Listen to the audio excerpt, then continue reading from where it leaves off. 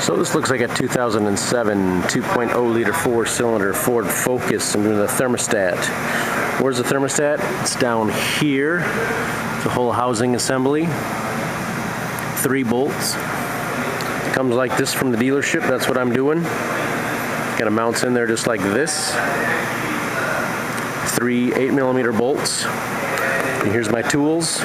Got my needle nose, angled needle nose, a pry bar just for pulling off the hose a little bit, and then extension, an 8mm, could be 5/16 ratchet.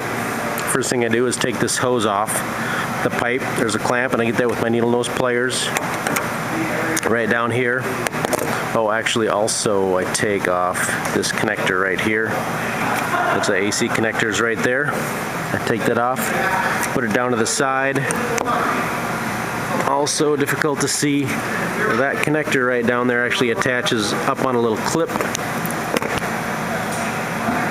and I remove that too so I can get to that pipe right there. Take the clamp off with my angled needle nose, slide it back, then I can access all 3 of the bolts with my swivel, looking down in this hole. And also with my hand I can reach in here too, get my fingers on most of this stuff, so it's really not too bad for me. I got all 3 bolts loose, but I can pull it off. Now that I pulled it off, I have pretty easy access, you see, to that clamp right there. I just use my needle nose or another pair of pliers, and I'm going to take that clamp off, and then I'll have it out.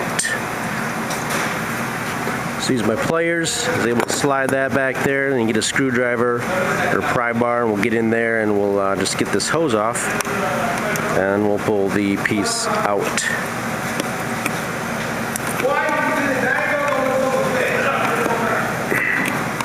So I twist it and see if it comes loose, but no, so I'm going to need to get a tool in there and just work it around this hose a little bit, and we'll get it right off. So this comes with the gasket molded onto it. I'm just going to go down there and wipe off the surface with a rag, just make sure there's no chunks of anything, and then I'll just mount this onto the hose. Then I'll test mount it to make sure my holes are pretty good and lined up. Then I'll pull it back out a little bit so I can get the clamp and re-slide it back on to my thermostat housing. Just got the new one down in here. I'm going to try and get my pliers on here.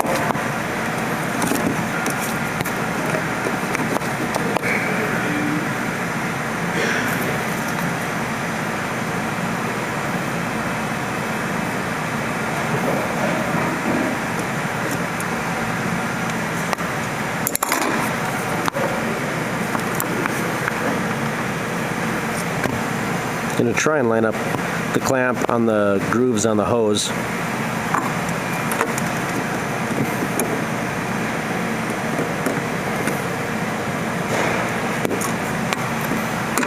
There we go, that looks good, see?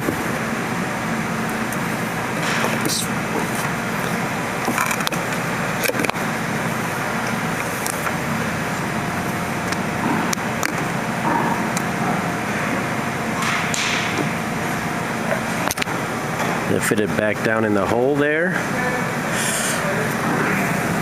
Probably reach in there with my hand.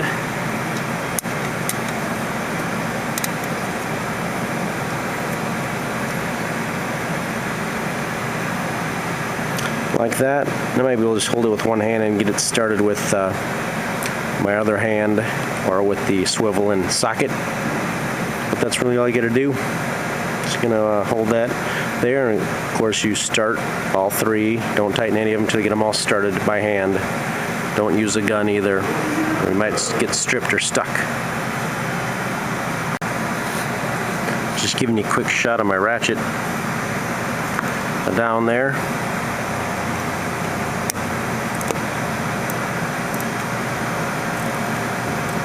I got a couple started.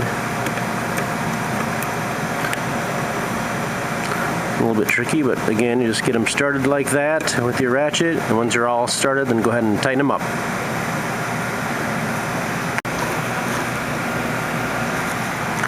So here we are at the beginning or the end. It's all put back together.